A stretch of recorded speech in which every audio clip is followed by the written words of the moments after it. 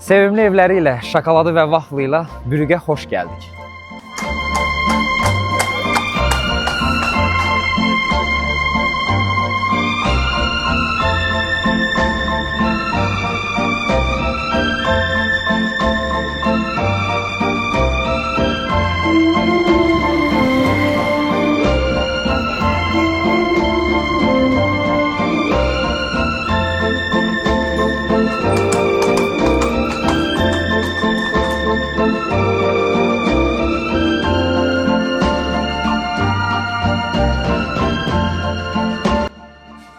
Bu meydan Bürgənin məşhur bazar meydanıdır. Arxamda gördüyünüz yan-yana düzülmüş nağıl kitabından çıxarılmış kimi evlər o məşhur Bürgə kartpostalındakı canlı mənzərədir.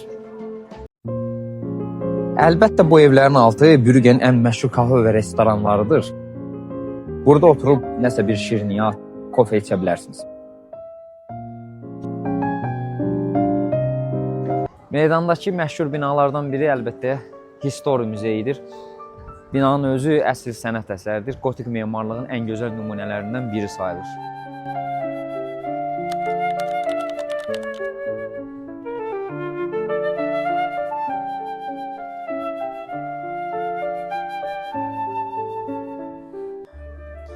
İçəridə isə bizi tamam fərqli bir təcrübə gözləyir. Texnologiya ilə hazırlanmış simulyasiyalar vasitəsilə Bürgənin tarixinə səyahət etmək imkanımız olur.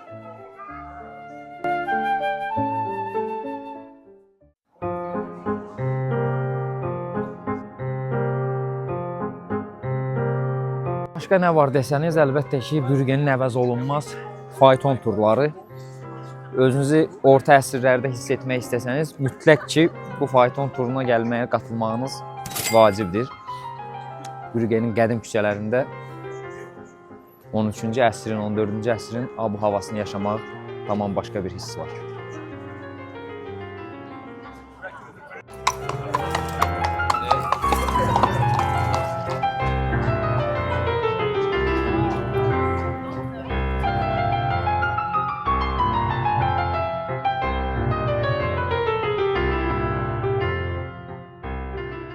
Qızıl top gördüyünüz bu bina, bu meydandakı ən qədim binalardan biridir. 15-ci əsrdən bəri bu meydandadır.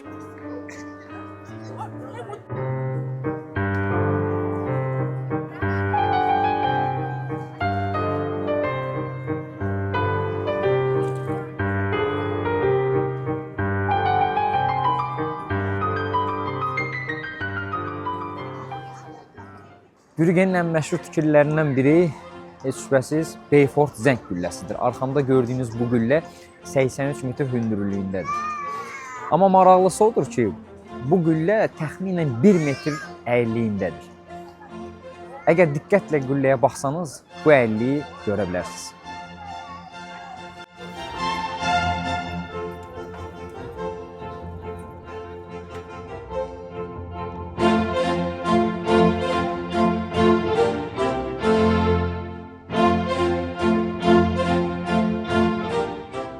Beyfort zəng gülləsinin sol tərəfində Salvador Dali muzeyi, sağ tərəfində isə Cattle Hall, yəni parça bazarı yerləşir.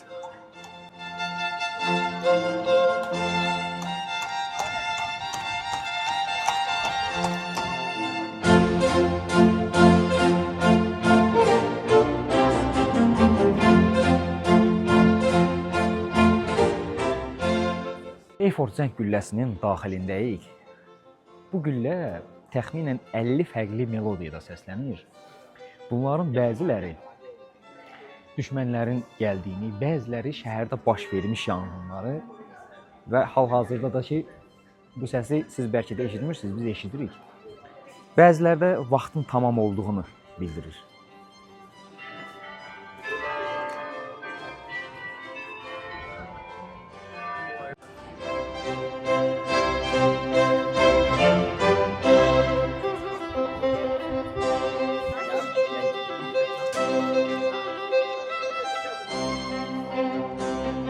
Hazırda olduğumuz meydan Börg meydanıdır. Bura Bürgənin ikinci ən böyük meydanı sayılır.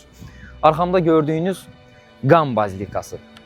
Və sual versəniz ki, niyə bu ad Qan Bazilikası?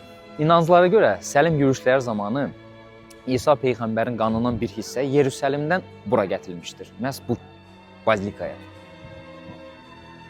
Müəyyən vaxtlarında bu qalıq şəhər ətrafında parad keçirilərək insanlara göstərilir.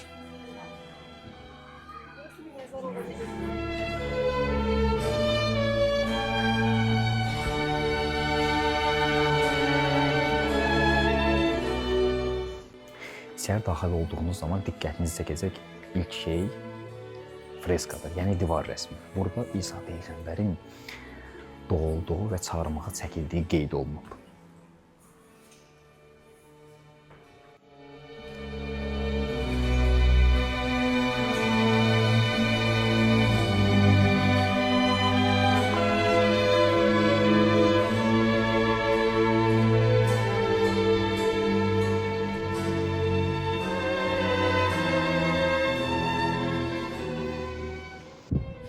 Bir xüsusi məqamı da qeyd etmək istəyirəm. Bizim yuxarıda gördüyümüz kilsə 1600-cü ildə inşa olunmuş bir kilsədir.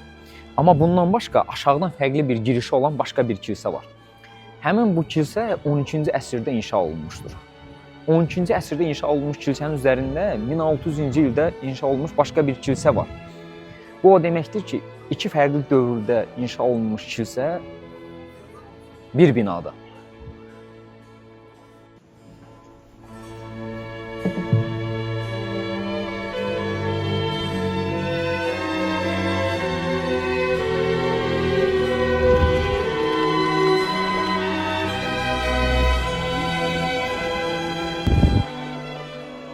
Gördüyünüz bu bina Brüggenin bələdiyyə binasıdır. 1370-ci ildə inşa olunmuş bu bina Belçikanın şimal və Hollandiya bölgəsinin ən qədim bələdiyyə binalarından biridir.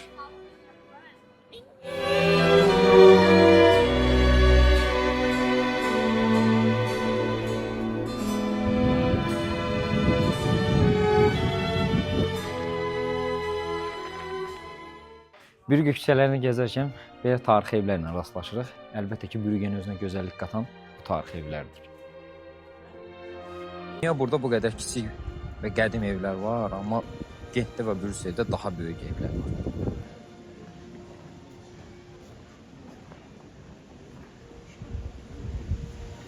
Səbəb çox maraqlıdır. Brügge sənaye inqilabına qoşula bilmədi və iqtisadi cəhətdən geriləməyə başladı. Nəticədə yeni binalar tikmək və köhnə binaları sökməyə əvəzinə bu gördüyünüz köhnə binaları qorumaq məcburiyyətində qaldılar. Və bu gözəllikləri biz də görməyə nail olduq.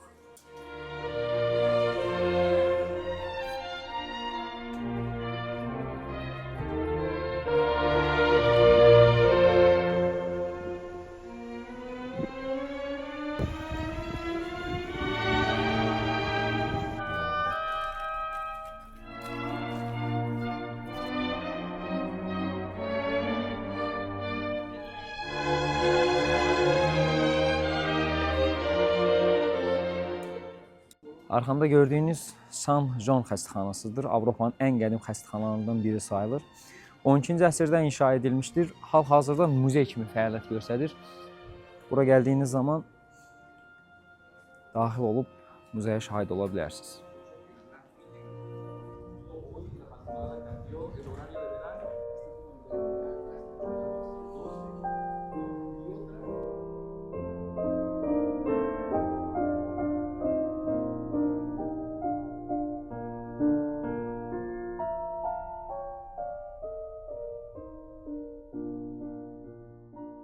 Brüggedə ziyarət edə biləcəyiniz digər möhtəşəm kilsə bizim Leydi kilsəsidir. 14-cü əsrdə inşa edilmiş bu kilsə Həzrəti Məryəmə əsr olunub. Bunu şəhərin istənilən yerindən görə bilərsiniz. Çünki 115 metr hündürlüyə malikdir və öz əzəməti ilə göz oxşayır.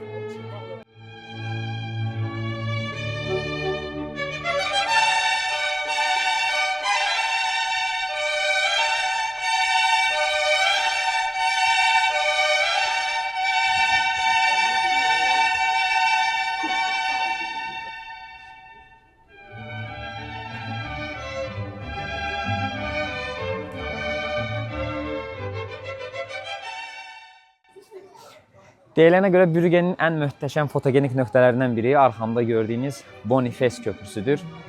Bu köprünün bir tərəfi bizim Leydi möhtəşəm kilsəsinə, digər tərəf isə Brüggenin ən qədim evlər sulyetinədir. Həqiqətən də çox möhtəşəm bir mənzərəsi var. Bura gəldiyiniz zaman burada şəkil çəkdirməyi unutmayın.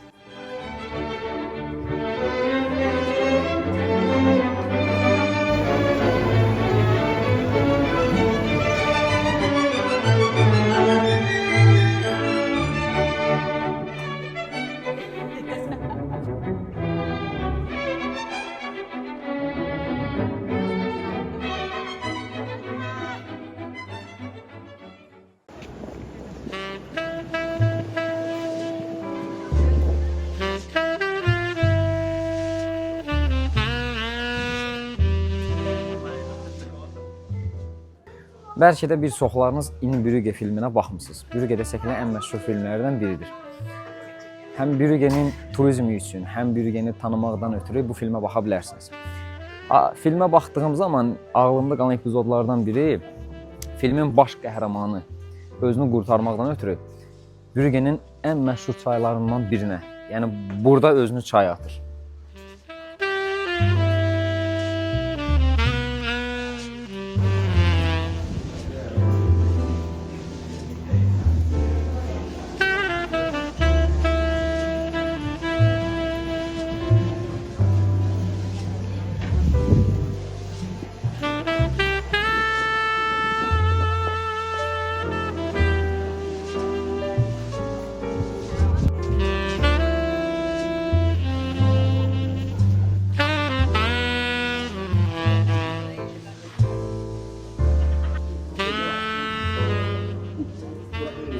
Əlbəttə ki, hər bir şəhərdə olduğu kimi bu şəhərdə də qayıq turları çox məşhurdur. Amma tövsiyə olunan elə Brügge'dədir. Çünki Brügge'də qayıqlar o qədər evlərə yaxın keçir ki, həqiqətən də özünüzü başqa bir abu-havada hiss edirsiniz.